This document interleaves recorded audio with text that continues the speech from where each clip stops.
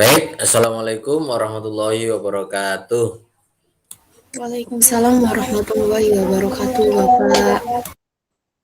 Alhamdulillah, Tuhan Yang Maha Kuasa masih memberi kesehatan kepada kita semua untuk bisa melanjutkan perkuliahan kita di pagi hari ini, pertemuan kedua dari mata kuliah ekologi. Ya, hari ini kita masuk pertemuan kedua itu membahas tentang ekosistem dan produktivitas. Core konsepnya seperti itu. Tapi nanti perluasannya itu banyak sih ya sebenarnya penjelasannya. Tapi kalau yang diamanahkan di RPS itu cuma dua itu. Minimal saudara memahami itu. Baik, ini saya tampilkan ininya apa share screen-nya ya.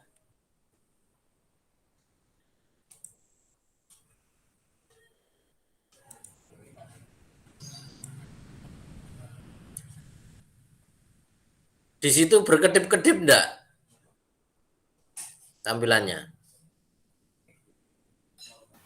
Enggak, Pak. Enggak. Kalau enggak ya berarti di laptop saya. Mau ganti laptop, maksudnya ini tadi tapi belum sempat ya, karena filenya di laptop ini gitu. Baik, itu sudah kelihatan nak? Sudah, Bapak. Sudah, Bapak. Baik, ini saya slideshow ya.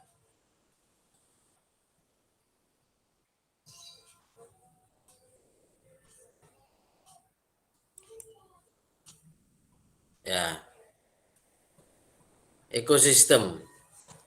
Kemarin ketika kita membahas ekologi, jelas oikos dan logos ya, ilmu tentang rumah. Rumahnya siapa? Makhluk hidup. Itu dikemukakan oleh Ernest Haeckel, ilmuwan daripada orang Jerman ya, sehingga biologi menjadi mantap itu juga karena salah satu kontribusi daripada ilmu ekologi. Yang sebelumnya di pertemuan pertama ekologi itu merupakan history of living thing, history of life, sejarah kehidupan awalnya kajiannya.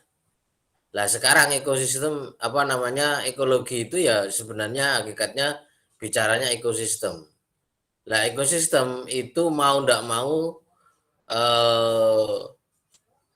skup pendalaman kajiannya adalah terkait tentang individu atau spesies. Jadi pada wilayah spesies, populasi dan ekosistem. Itu merupakan satuan daripada ekosistem ya. Kemarin sudah jelas lengkap apa namanya penugasannya, maksudnya tugas-tugas latihannya sudah Pak Kasim kasih 3 soal itu. Kemudian untuk gambaran praktikumnya kan lewat field trip ya. Field trip nanti disusun yang bisa dilakukan di rumah gitu ya. Dengan sumber daya pendukung yang ada gitu ya.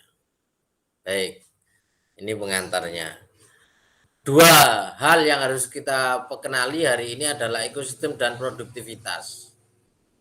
Mengapa dalam sebuah ekosistem ada produktivitas?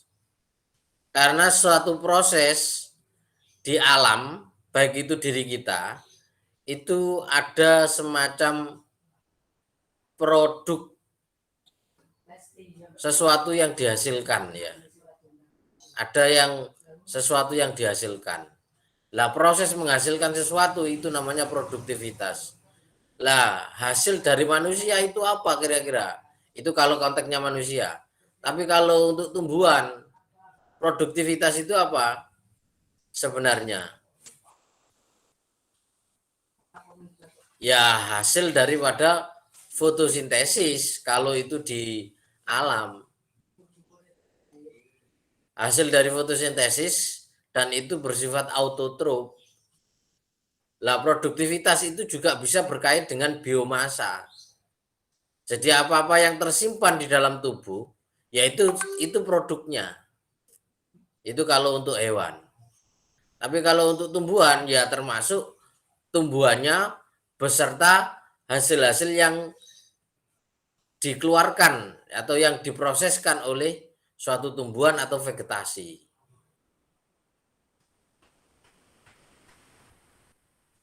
Nah, ini kita mulai. Jadi kajian ekologi secara prinsip itu tidak keluar dari 3 pakem ini, yaitu apakah nanti ada komunitas, Pak? Ya ada, ya semua satuan daripada ekosistem itu dibahas ya, mulai dari organisme atau individu, kemudian populasi, komunitas ya, kemudian ekosistem itu sendiri. Apa itu ekosistem? Hubungan timbal balik antara makhluk hidup dengan lingkungannya yang merupakan suatu kesatuan fungsional.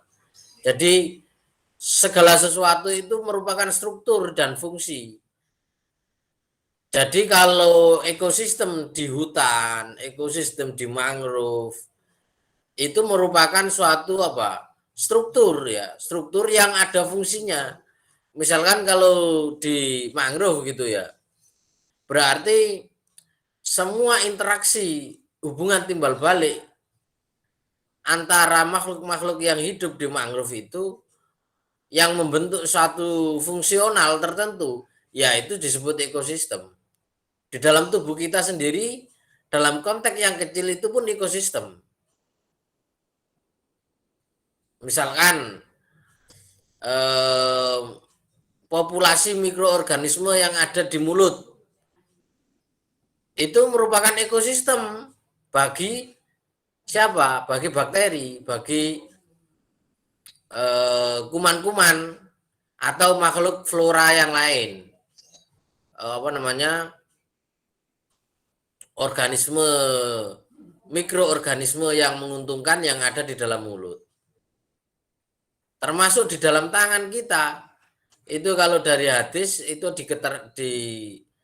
disampaikan bahwasanya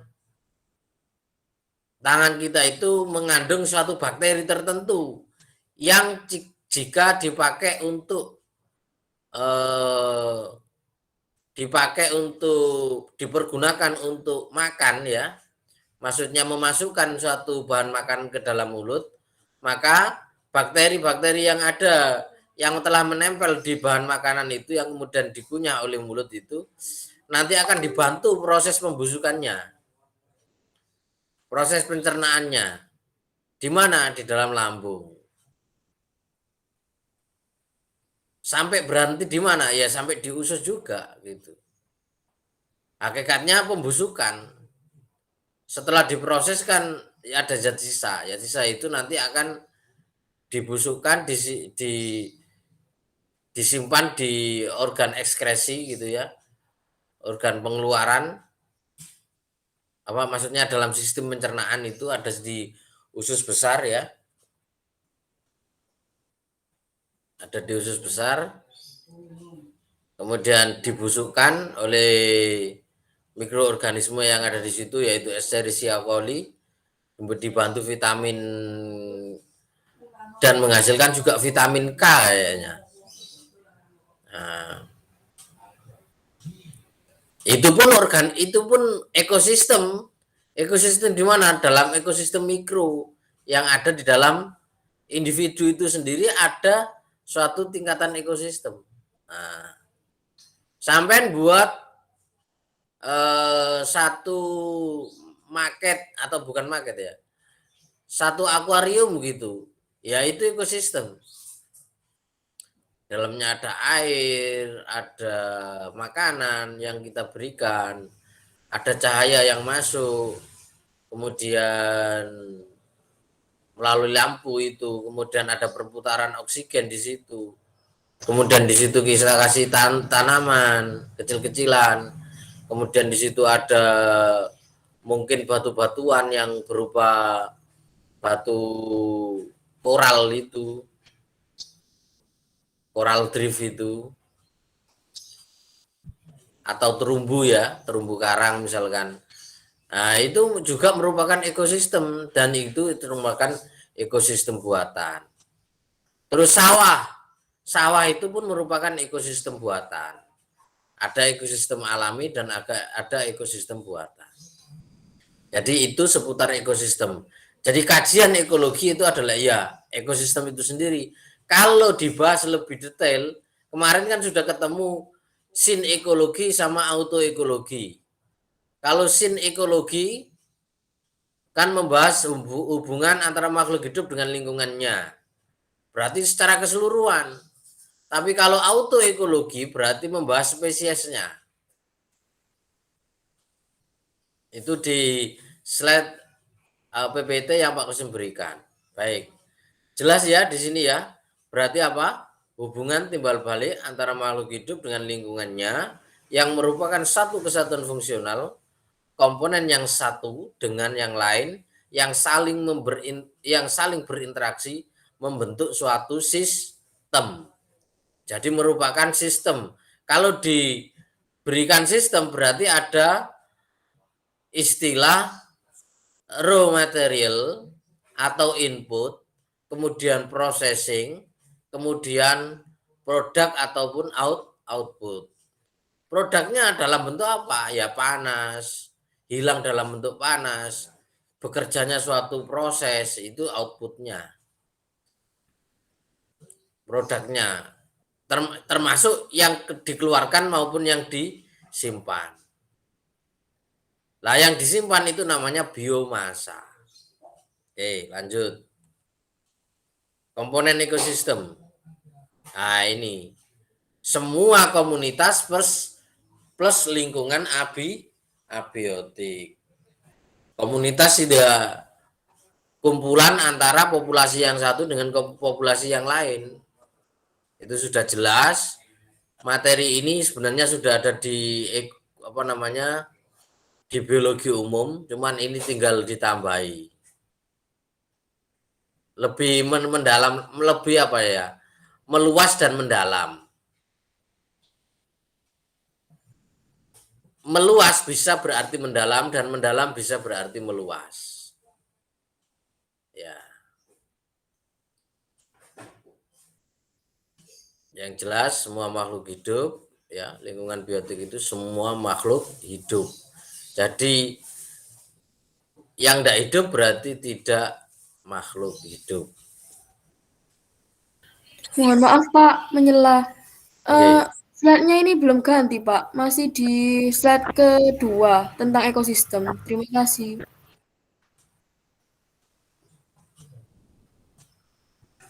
Belum ganti. Ini ganti? Belum Bapak. Belum Bapak, masih sama. Oh ya, saya ulang.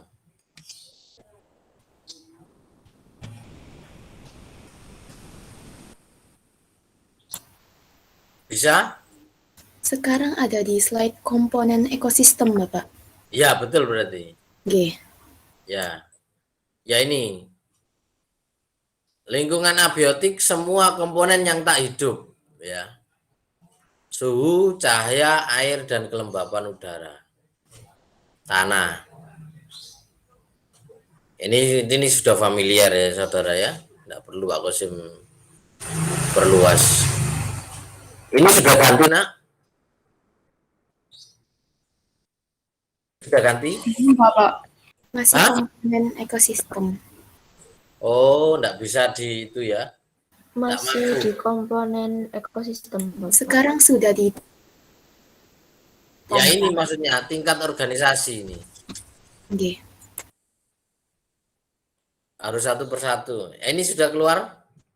Nah, seperti ini satuan ekosistem ya. Biosfer ini bisa disebut sebagai ekosfer ya. Kelihatan yang ini. Kelihatan ini kursornya. Di saya tidak, Bapak.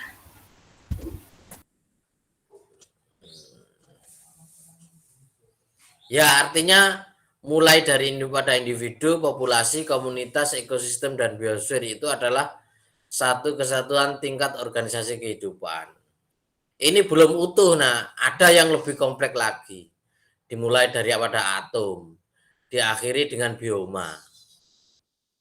Bioma ada bioma daratan, ada bioma air gitu ya. Kelihatan berubah? Selalu ilustratif, berubah enggak? Kalau enggak berarti Belum, Pak. oh Nggak iya, berubah. enggak mampu berarti. Enggak mampu merespon. Berarti harus satu-satu. Nah, ini ilustratifnya ya. Bentuk rusa atau kijang ya.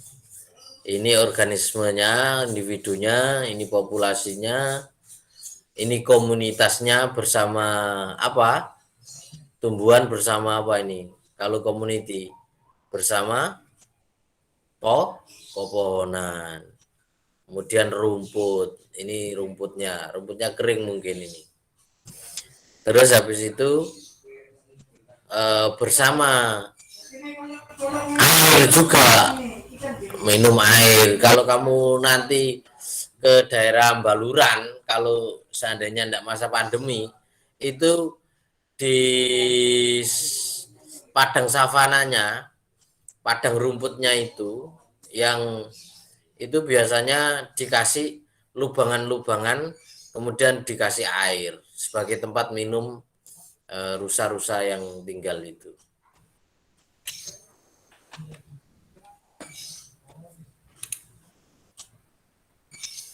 Jelas ya, berarti ekosistem. Sekarang masuk langsung produktivitas primer. Produktivitas ekosistem. Kelihatan ini definisinya? Terlihat, Bapak. Alhamdulillah. Berarti kecepatan mengubah energi matahari menjadi energi kimia dalam bentuk bahan organik oleh organisme autotrof. Jadi produktivitas ekosistem itu yang pertama itu dilakukan oleh autotrof. Autotrof itu siapa? Ya produsen. Siapa kalau produsen? Ya vegetasi ataupun tumbuhan ataupun tanaman. Kecepatan terjadinya proses fotosintesis atau pengikatan karbon dan produktivitas karbohidrat zat organik dalam satuan waktu dan volume tertentu. Jadi ada ruang dan waktu. Waktu ini menjadi suatu elemen. Karena dalam perbedaan waktu terjadi yang namanya fluktuasi. Terjadi namanya iklim, perubahan iklim. Sehingga dengan perubahan iklim akan terjadi perubahan proses dalam suatu ekosistem itu sendiri. Misalkan kalau iklimnya hujan, kan berarti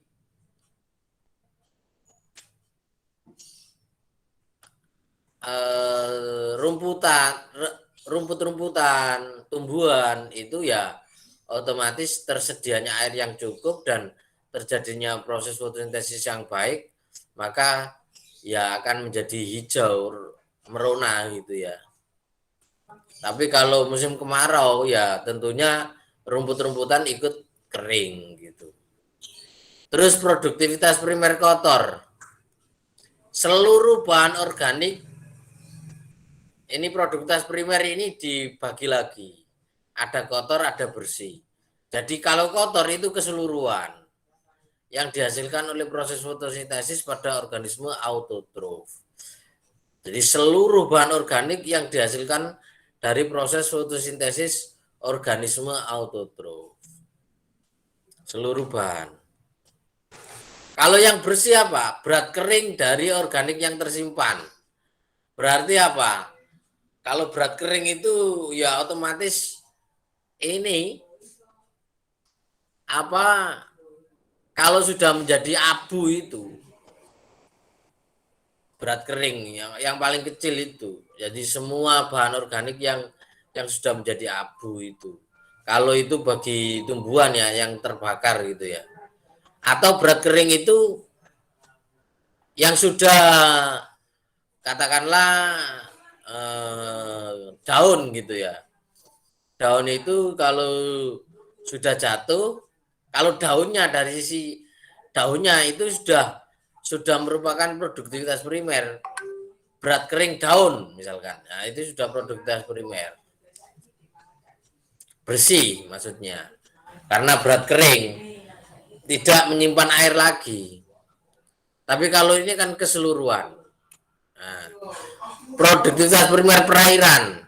Nah, ini yang ada di perairan. Itu kalau bisa di perairan, bisa di daratan kan gitu. Produktivitas primer perairan merupakan salah satu faktor penting dalam ekosistem perairan karena berperan dalam siklus karbon dan rantai makanan untuk organisme heterotrof. Sebagian besar produktivitas primer perairan dilakukan oleh fitoplankton.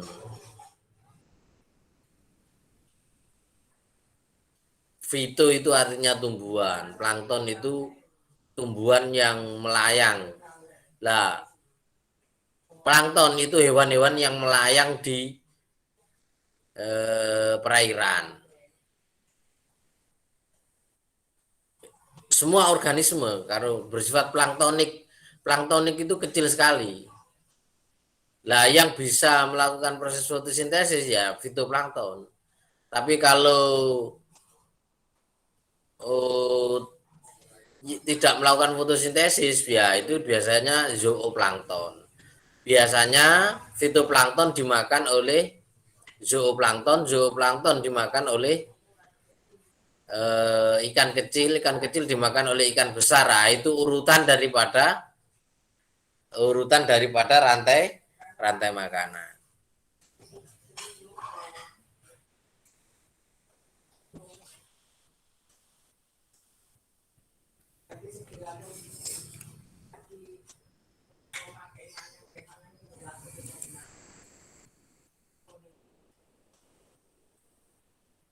Ini ya.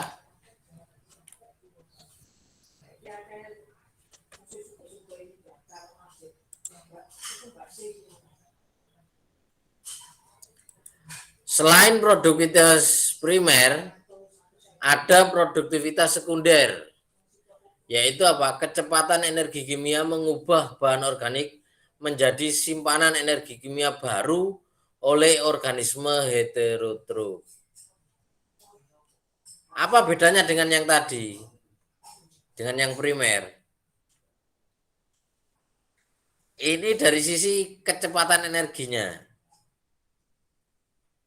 Mungkin belum bisa terlalu jelas kalau saudara belum praktikum tentang produktivitas.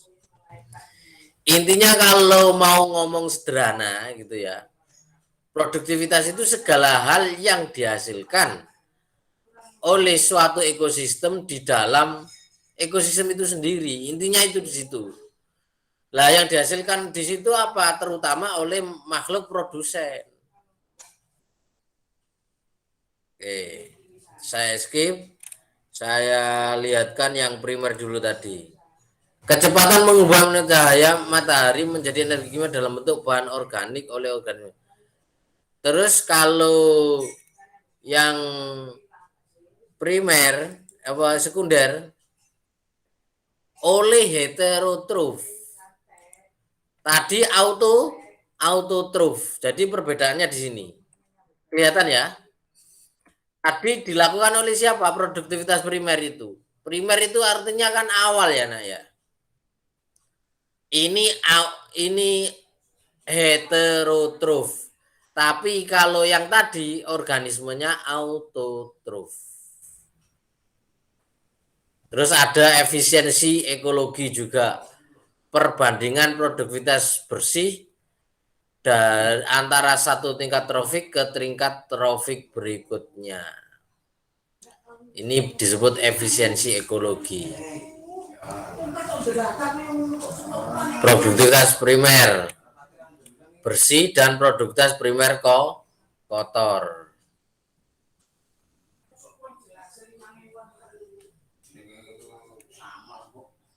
Berat kering tadi sudah ada kan ya. Berat kering dari bahan organik yang tersimpan. Oke. Terus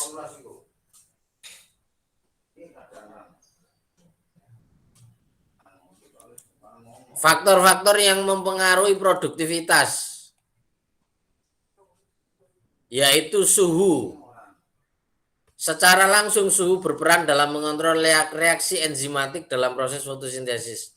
Sehingga tingginya suhu dapat meningkatkan laju maksimum fotosintesis.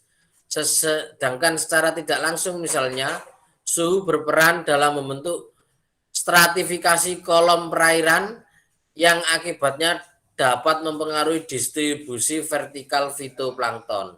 Nah, kalimat ini tidak bisa dijelaskan secara sederhana ya. Tapi kalau sampean mengetahui bahwa suhu itu biasanya kalau air laut itu yang panas itu yang mana? Ini saya tanya. Suhu yang tinggi itu di perairan, di sungai maupun di laut, itu suhu tinggi itu berada di mana? Di atas atau di bawah? Halo? Di atas, Bapak. Ya, di atas. Betul ya. Terus kalau suhu di bawah lebih dingin. Lah, itu nanti ketika suhu itu, makanya suhu di atas itu nanti akan terjadi aliran ini kalau pakai bahasa konsentrasi, suhu yang sudah tinggi itu menguap dan kemudian yang suhu di bawahnya itu akan naik, ya, yang dingin akan naik, yang sudah panas akan menguap, ada penguapan, apalagi kena angin kan gitu. Sehingga di situ akan muncul yang namanya gelombang ataupun arus. Makanya arus itu ya karena perbedaan suhu. Apalagi yang membuat perbedaan suhu itu menjadi ya hujan. Hujan itu kan karena perbedaan suhu atau yang paling sederhana angin. Angin itu karena perbedaan suhu. Dari mana suhunya? Ya karena perbedaan konsentrasi suhu. Misalkan gini, angin darat sama angin laut. Ini pengetahuan IPA anak SD itu. Tahu ya? Kalau angin darat terjadi di apa waktunya? Halo? Kalau angin darat terjadi di mana? Di waktu apa?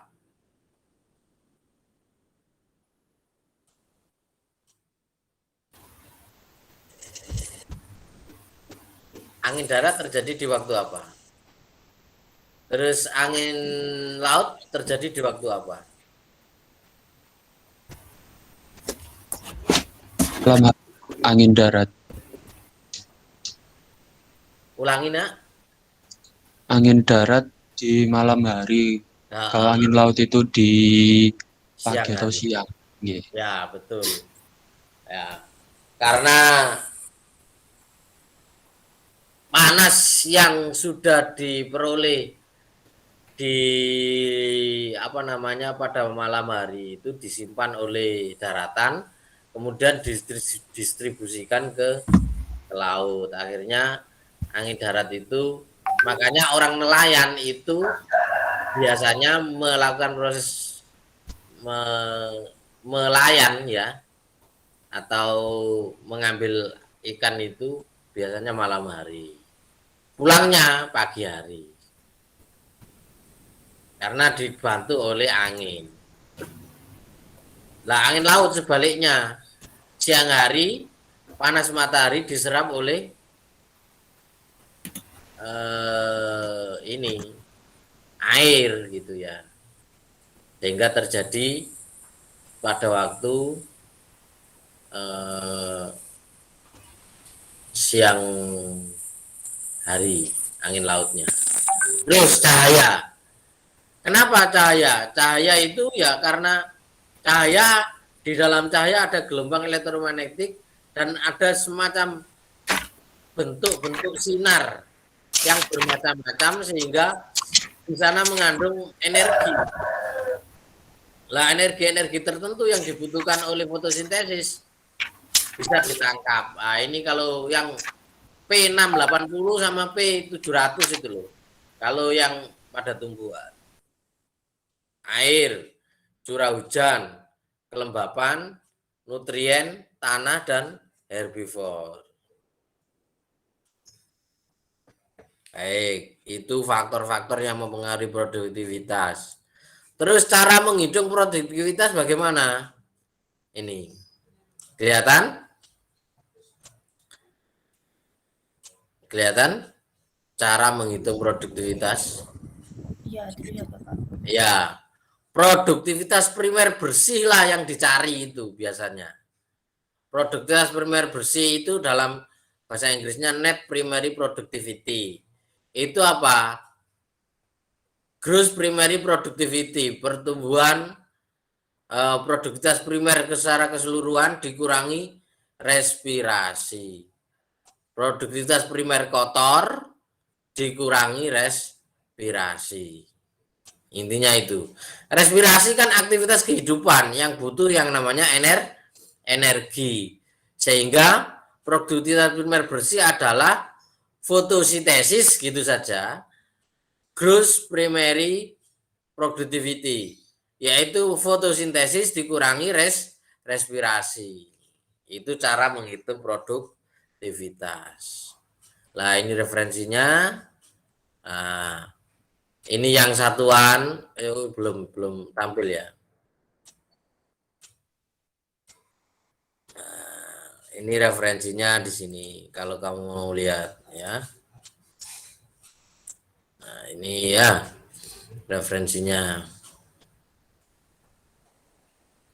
Bisa dilihat lagi nanti ya. Ini 2014 semuanya. 2019.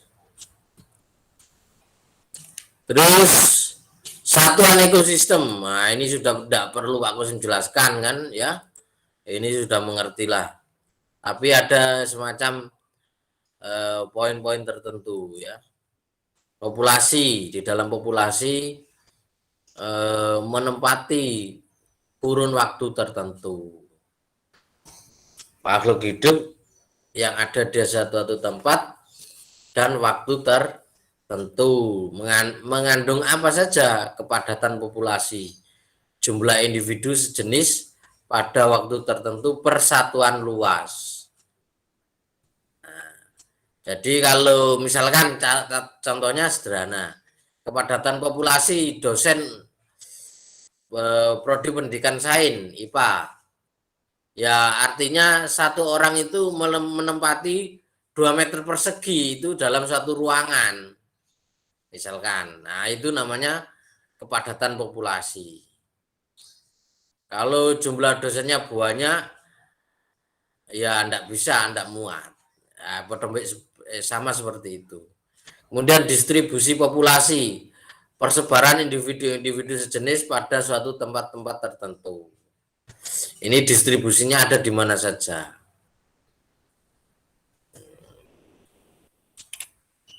Populasi sudah, nah ini misalkan populasi apa? Monyet ya, kera. Ini ada angka kelahiran, angka kematian, imigrasi ada emigrasi.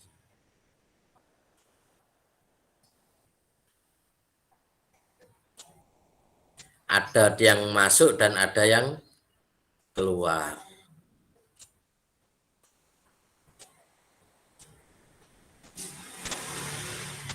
Ada yang masuk dan ada yang keluar.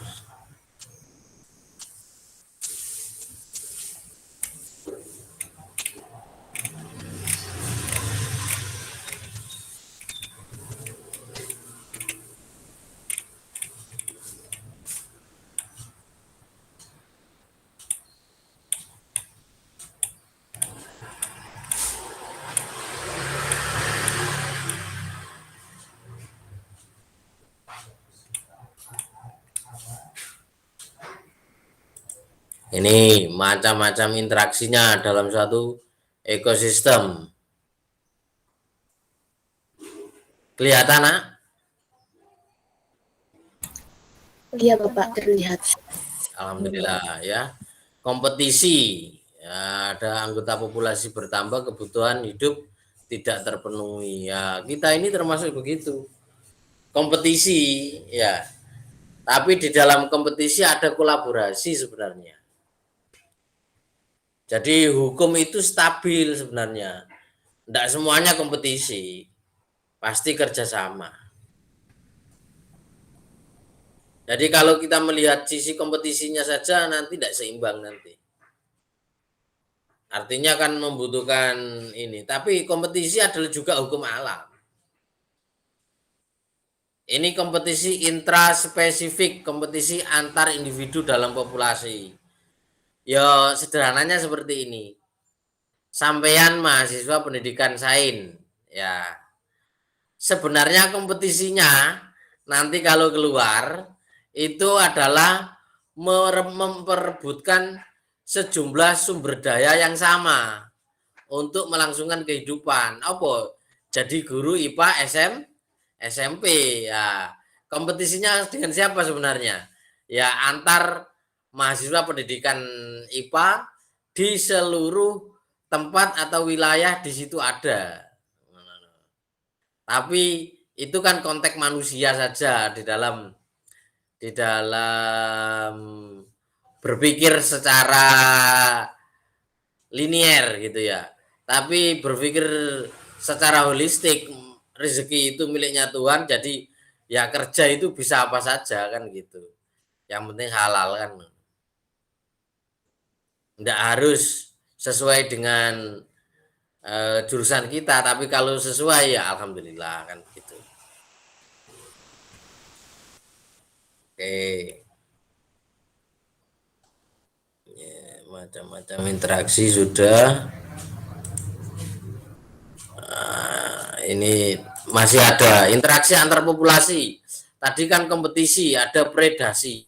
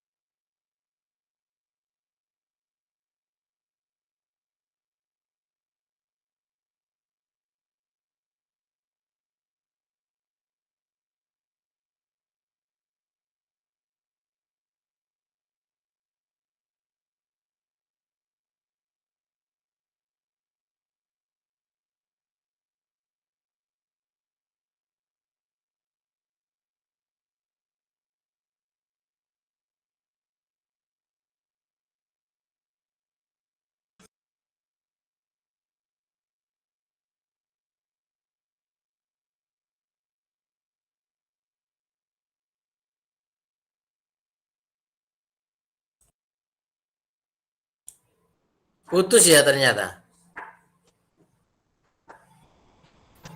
Nggih, Bapak. Lama. Iya, Bapak, lumayan. Oh, saya enggak menyadari kalau pas menerangkan. Tadi sampai mana tadi? Ini sudah mau terakhir kok malah saya lihat kok malah ini. Kok pas putus tambahan. Sampai predasi, Bapak, tadi. Predasi. Oh, hubungan interaksi ya. Iya, Bapak. Oh. Oke. Jadi saya tampilkan seperti ini saja ya. Seperti ini, tapi kalau saya besarkan kan bisa terlihat ya. Terlihat, nah. Iya, Pak, terlihat. Saya ini aja.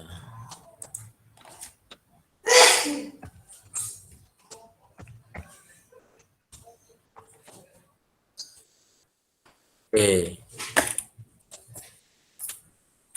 Tadi sampai predasi. Oh ya. Berarti ini setelah predasi ini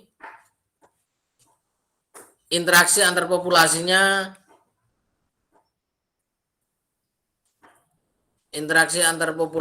itu ditambah, ada lagi, yaitu apa? Simbiosis, ya, simbiosis. Berarti pertama tadi apa? Macam-macam interaksi. Pertama kompetisi, kemudian predasi, kemudian simbiosis. Kalau ini inter, berarti perbedaan. Kalau ini intra, sesama. Tadi kalau kebutuhan kan begitu ya. Terus kalau di sini apa? Simbiosis ada paling tidak 3 ini. Tapi sebenarnya simbiosis itu bisa sampai 9 macam. Kalau dikumpulkan secara lebih detail gitu ya. Mutualisme, komensalisme, parasitisme, endoparasit, ektoparasit.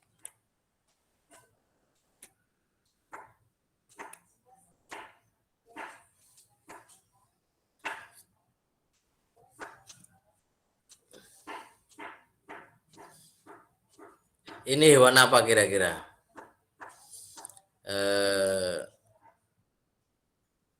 Ininya bagus ya. Ini yang komensalisme, ini yang mutualisme, ini yang parasitisme. Ini sudah jelas paham ya, teman-teman semua.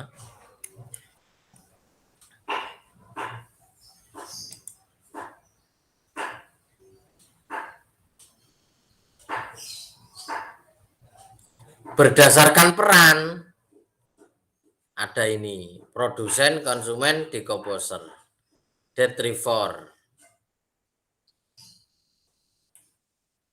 Kemudian tipe-tipe ekosistem ada ini. Ekosistem darat, ekosistem air, atau akuatik. Kalau darat namanya terrestrial.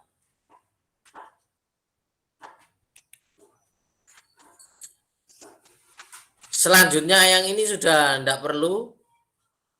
Yang aliran energi ini tadi sudah Pak Kusim, maksudnya ini ada hukum ya, terkait langsung aliran energi. Ini hukum aliran energi ini yang hanya mendapatkan 10% daripada setiap tingkat tropik. Jadi 90%-nya hilang.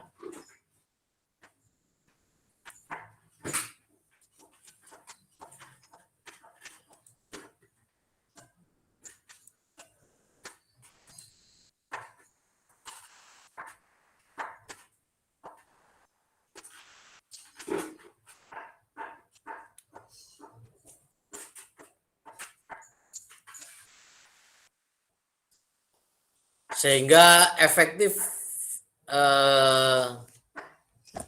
lebih efektif sebagai vegetarian daripada pemakan daging gitu ya. Karena kalau dilihat dari hukumnya ini,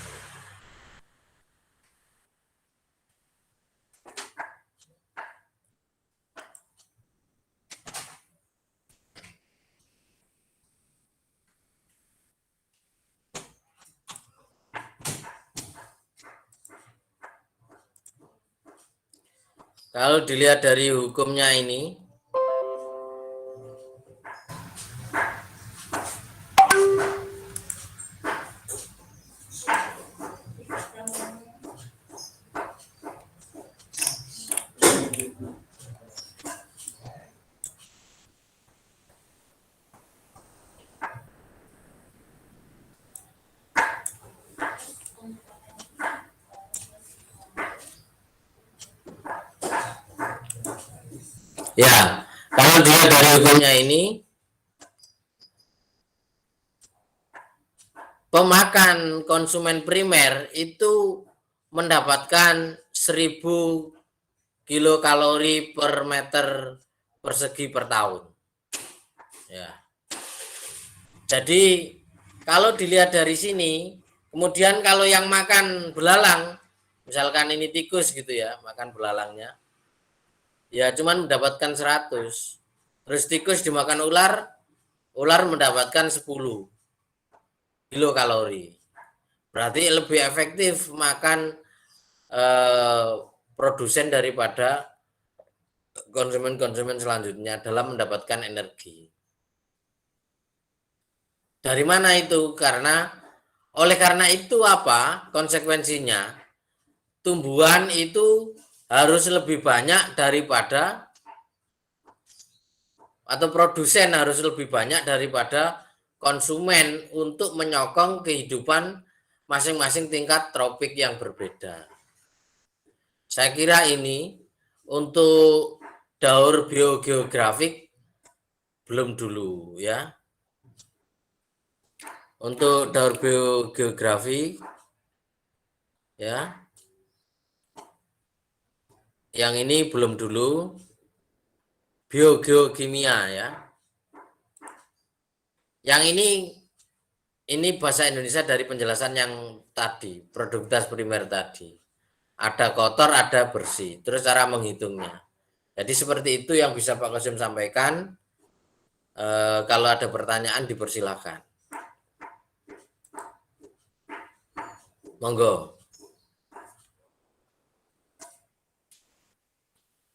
Lebih komplekan lagi di PPT yang kedua. Nah. Maksudnya lebih mendetail lagi di PPT yang kedua. Misalkan nanti itu nanti sebagai pendalaman saja. Kalau yang ini sementara ini saya anggap cukup dalam pemberian materinya. Kalau ini misalkan seperti ini, nak, saya gambarkan ilustratifnya saja. Ini dari apa ini? Ini dari sisi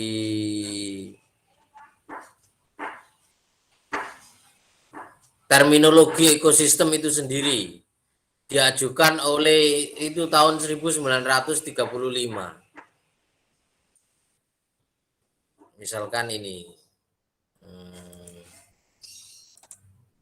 window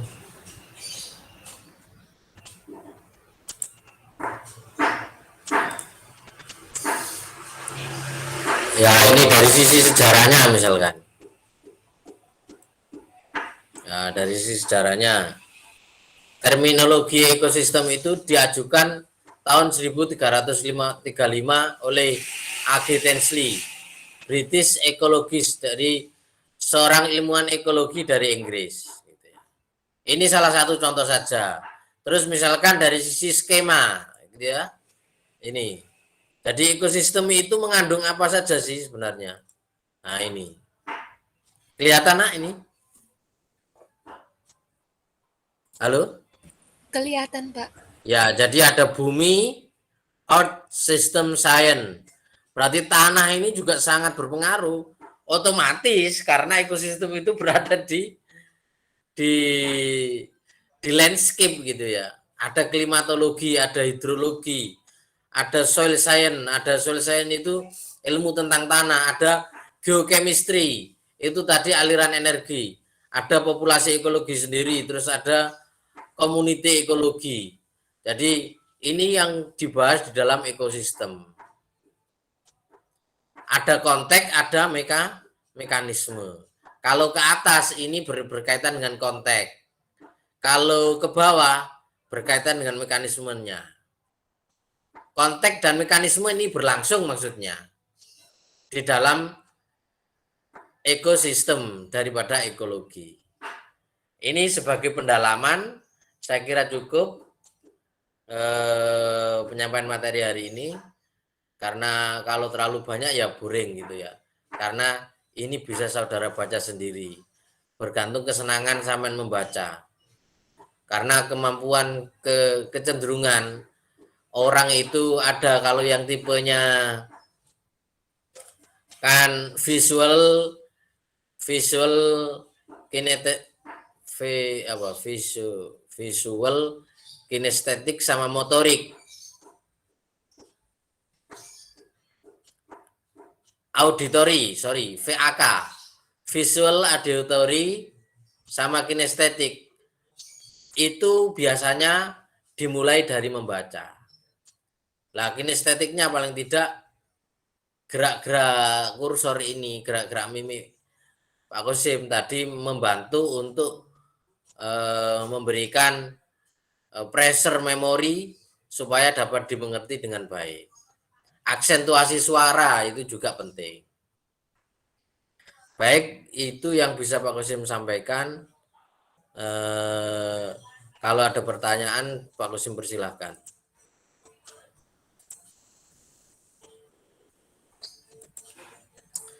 Monggo.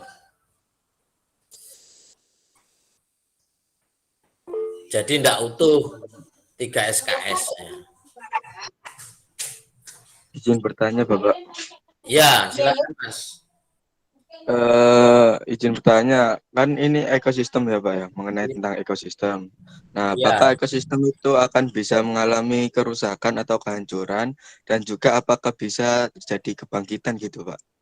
Jadi Ya. kan saya pernah itu kan, Pak, karena sebelum COVID ini ekosistem itu agak rusak atau kacau gitu, beberapa makhluk-makhluk yang langka itu kayak tidak kelihatan gitu, Pak. Setelah PPKM atau kayak pandemi ini tuh beberapa hewan-hewan yang langka itu muncul. Menurut Bapak itu bagaimana? Iya, karena ekosistem itu begini, alam punya mekanismenya sendiri. Lah pengatur alam itu ada TMA itu, Tuhan Manusia Alam. Lah alam secara keseluruhan itu ya Tuhan itu sendiri. Kalau konteks kehancuran itu otomatis sekarang aja istilahnya yang diberi peran untuk mengelola itu sebenarnya manusia. Cuman pada akhirnya manusia itu pada posisi sebenarnya juga tidak berdaya apa-apa. Kalau kita dalami betul, katanya manusia sebagai khalifah fil ard, pemimpin di atas muka bumi. Mengapa di muka bumi? Ya karena masterpiece saja, masterpiece ciptaan Tuhan. Tetapi secara keberadaan, manusia tidak bisa mengabaikan bumi, tidak bisa mengabaikan langit. Manusia tidak bisa mengabaikan tumbuhan, manusia tidak bisa mengabaikan hutan. Jadi seperti itu. Apakah bisa rusak, Pak? Iya bisa, ekosistem rusak akibat ulah tangan manusia itu sendiri, dan itu sudah jelas dinyatakan bahwa Al-Quran sendiri sudah memberi sindiran kepada kita manusia. Sebenarnya yang mengelola, yang khalifah, sebetulnya khalifah, pemimpin ya Tuhan itu sendiri, makanya disebut Rabbil Alamin. Jadi pengatur seluruh alam semesta. Lah manusia, karena manusia itu masterpiece-nya, sebaik-baik makhluk ya manusia, sejelek-jelek makhluk ya manusia. Kalau manusia itu tidak memiliki sistem nilai dan memperhatikan lingkungan, ya tindakannya lebih jahat daripada hewan, lebih predator daripada hewan.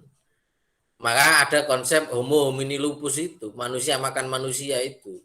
Sebenarnya orang yang berbuat jahat, korupsi, itu kan sebenarnya itu perbuatan yang jahat sekali kan itu. Karena korupsi itu adalah sudah misalkan istilahnya kumpulan daripada uang yang diberikan oleh sebuah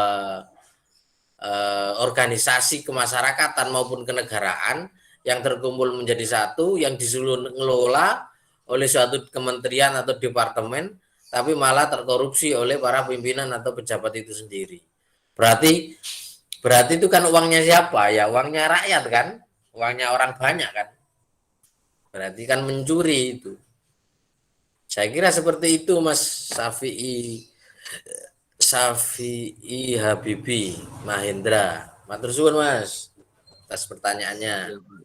Terima kasih Bapak. Sudah jelas apa belum tapi Mas? Sudah jelas Bapak. Jadi apa ekosistem itu sendiri dapat mengalami kehancuran karena ulah manusia ya Bapak. Oh iya, ulah manusia, terus alam ini sendiri punya mekanisme untuk memperbaiki dirinya.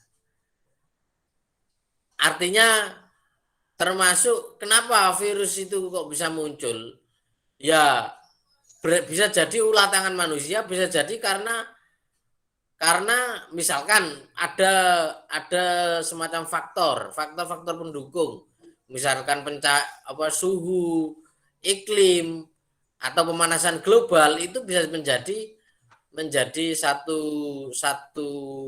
faktor penguat atau faktor pelengkap dari munculnya berbagai keadaan, katakanlah virus semacam ini. Lah, alam secara keseluruhan dalam konteks makro ya bisa diartikan ketika manusianya tidak mengalami pergerakan dan mengalami kematian,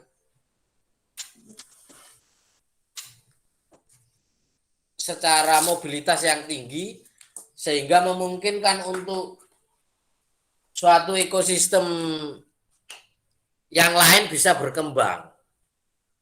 Artinya kan orang tidak pergi ke hutan, tidak menebangi pohon karena takut itu.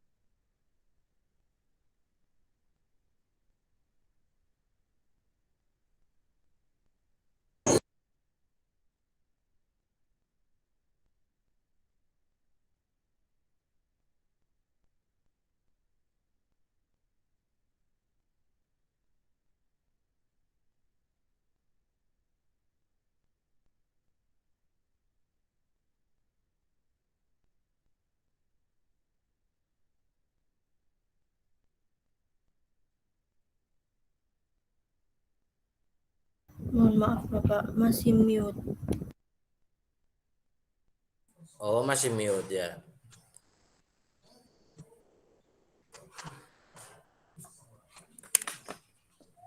Maaf tadi itu baterainya habis, jadi tidak sempat mempersiapkan sehingga sampai putus.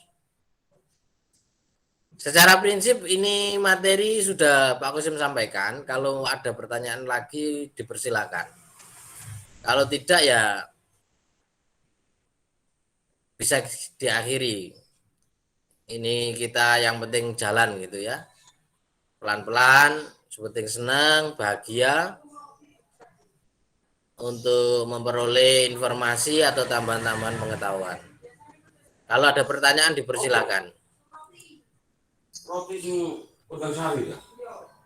Aku dia tahu takon ngurung begini. Tapi kalau tahu liwat nang omahe kono aku saiki yo. Lalu ya tetep beton di pasar Sampurna kono biasanya. Ada lagi pertanyaan? Dia roti kalau kalian roti ngono tahu. Ada lagi yang mau bertanya? Saya Bapak izin bertanya. Ya, terima kasih Mbak Ani. Tadi Mas Syafi'i. Tadi Keras dikit nak.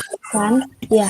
Jadi tadi sempat Bapak sebutkan bahwa akuarium itu dalam sebuah akuarium nanti jika diisi ada air, ada ikan itu dapat disebut sebagai ekosistem. Sudah dapat disebut sebagai ekosistem begitu Bapak nggih? Ya. Nah, yang saya tanyakan ekosistem kan interaksi timbal balik antara makhluk hidup dengan lingkungannya. Nah, itu apakah makhluk hidupnya itu harus lebih dari satu spesies, Bapak? Maksud saya begini. Jadi jika ada akuarium, saya isi ada batu, ada air, kemudian hanya satu spesies ikan saja, apakah itu sudah layak disebut ekosistem atau harus beberapa spesies hewan? Mungkin diisi ada kura-kura, ada ikannya gitu, baru dapat disebut ekosistem. Istilahnya itu kapan saja. Kalau disebut ekosistem sudah bisa, Mbak. Jadi ikan saja bisa Bapak G? Bisa. Misalkan ikannya bisa macam-macam, cupang. Terus ada ikan hias. Terus ada ikan itu sudah populasi. Itu sudah populasi, kumpulan populasi sudah komunitas. Misalkan ada tumbuhannya, katakanlah selada airnya misalkan. Ya itu sudah termasuk yang ada di mulut kita itu juga sama. Itu pun bisa disebut sebagai ekosistem mulut. Oke, jelas nak? Mbak. Yes, Bapak, sudah dapat saya pahami. Terima kasih Bapak. Ya, sama-sama.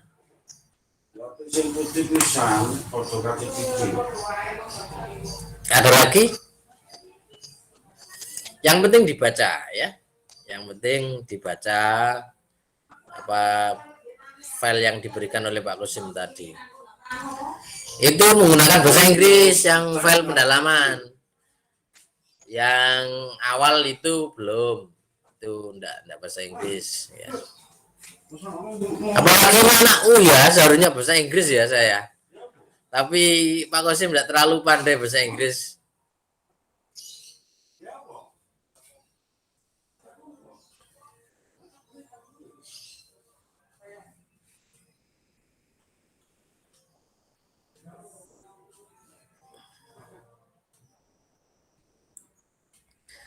Gimana nak?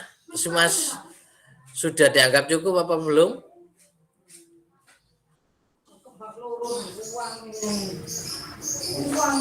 Halo? Bapak. Elinda? G. Mau bertanya? Iya Pak. Ya, monggo. Iya baik Pak. Jadi kan tadi Pak Kosim bilang kalau yang apa energi itu cuma diserap 10% ya Pak. Nah, Iya. yang lainnya kan apa? Hilang. Lepas hilang gitu. Nah, Ya. yang 90% itu siapa gitu yang menyerap Pak? Terima kasih. Panas. Jadi hilang dalam bentuk panas. Losing hilang dalam bentuk panas. Siapa yang menyerap? Hilangnya karena panas. Jadi energi itu panas, energi itu ya panas itu sendiri. Terus hilangnya ya karena panas, karena bentuk materi dan energi hilangnya itu dalam bentuk panas. Katakanlah begini nak, zaman makan itu kan 3 hari, sehari semalam kan 3 kali itu ya. Kira-kira nang di kok ndak ono kan ngono. Kok habis. Ternyata hilangnya adalah dipakai untuk keseluruhan kita bekerja, kita berpikir, kita apa? Tapi yang pasti adalah mempertahankan panas tubuh sehingga hilang dalam bentuk panas. Makanya kalau makan itu yang efektif saja, jangan terlalu banyak. Untuk supaya sehat, supaya apa? Tubuh tidak terlalu bekerja secara keras gitu ya. Jadi makan itu secukupnya. Makanya tips sehat dari Nabi kita Rasulullah itu luar biasa. Perut harus dikasih 3 ruang. Ruang udara, air, sama bahan-bahan makanan. Gimana, Elinda? Terjawab, nak? Iya, Pak. Terima kasih.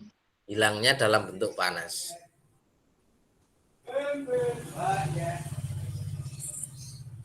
Silakan yang lain, monggo.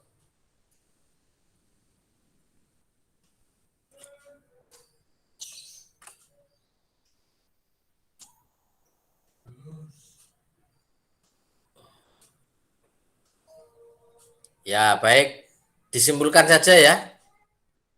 Kita cuma ada 2 tadi yang sudah kita pelajari ya. Tentang apa itu ekosistem, yang kedua adalah produktivitas. Dengan segala penjelasannya tadi bahwa ekosistem itu merupakan komponen sekup daripada apa yang dipelajari dalam ekologi. Satuannya adalah mulai daripada populasi, mulai daripada individu ya atau organisme, kemudian populasi, komunitas, dan ekosistem. Setelah itu adalah biosfer. Terus untuk produktivitas adalah kemampuan kecepatan reaksi kimia, ada produktivitas primer, ada produktivitas sekunder. Kalau produktivitas primer itu dilakukan oleh autotrof atau penghasil makanan sendiri, yaitu produsen. Kemudian produktivitas sekunder dihasilkan oleh kelompok makhluk hidup heterotrof atau yang membutuhkan makanan dari makhluk hidup yang lain. Yang kalau di perairan namanya fitoplankton itu untuk produsen, kalau di daratan namanya tumbuhan. Seperti itu. Terus produktivitas, cara menghitungnya, produktivitas primer bersih itu dihitung dari fotosintesis dikurangi respirasi. Atau ada yang tadi bahasa Inggrisnya tadi NPSS gitu tadi, NPSS atau apa tadi? Ya itu dikurangi dengan namanya respirasi.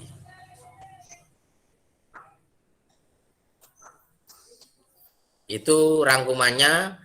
Terus interaksi antar di dalam ekosistem ada beberapa macam, mulai dari predasi, kompetisi dulu, predasi, terus simbiosis. Itu kalau interaksi. Terus di situ di sana nanti ada rantai makanan, ada jaring-jaring makanan, dan termasuk tingkatan trofik serta perolehan aliran energi yang diperlukan oleh makhluk hidup di dalam memenuhi kebutuhan hidupnya. Itu cuma 10% yang bisa diikat. Itu hukum 10% ya. Hukum aliran energi 10. Jadi seperti itu. Untuk rangkumannya ya, untuk ikhtisarnya.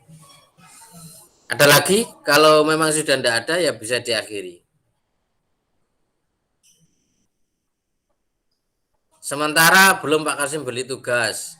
Tugas yang kemarin itu bisa kamu kerjakan. Yang penting intinya semangat mengerjakan. Saya tidak terlalu memberi banyak tugas gitu ya. Cuman ya nanti intinya harus diperhatikan apa-apa yang diterangkan oleh dosennya, karena akan ditagih dalam bentuk mungkin pertemuan ketiga baru Pak Kosim siapkan LKM-nya yang cocok untuk sampean lakukan. Saya tinggal 2 kali ya, pertemuan 3 dan 4. Selanjutnya dilanjutkan oleh Prof. Ida sepertinya.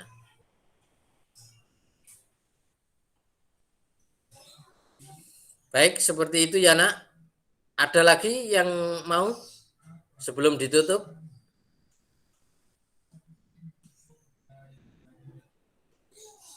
Halo?